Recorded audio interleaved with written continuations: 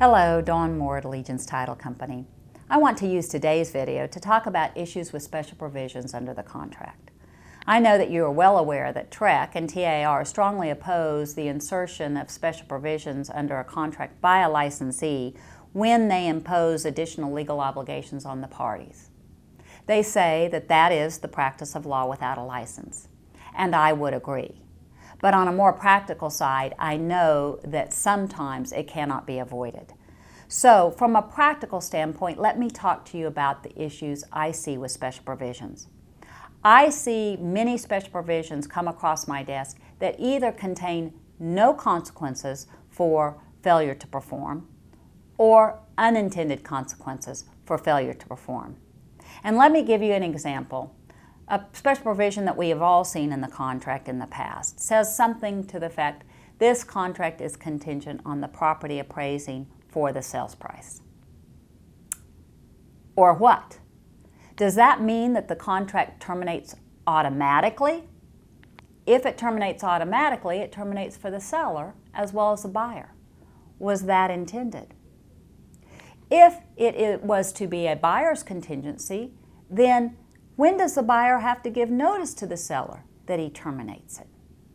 Does that termination right go all the way up to closing? That's an unintended consequence. Another provision I see is something to the effect that the appraisal must be done within the option period. Or what? Is a buyer in default if they fail to get it, but yet they still have an option period to terminate the contract and get their earnest money?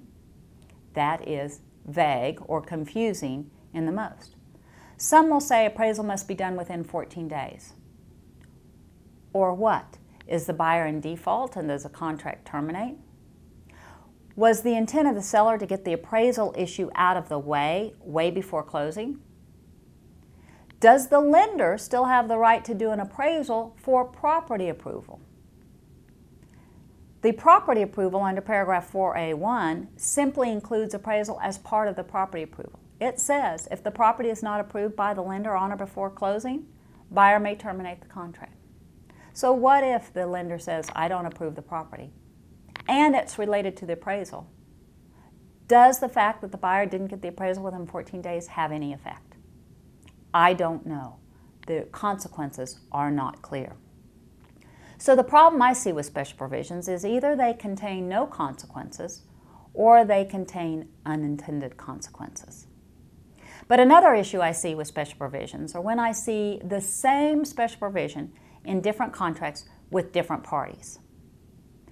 I wonder if this is a special provision that the agent has seen in another contract and liked it, and therefore is recommending it to all of his or her clients. If that is what the agent is doing, then the agent is practicing law without a license. When you recommend to a client a special provision which imposes legal obligations, you are practicing law. Special provisions should only be inserted at the direction of your client and as directed by your client.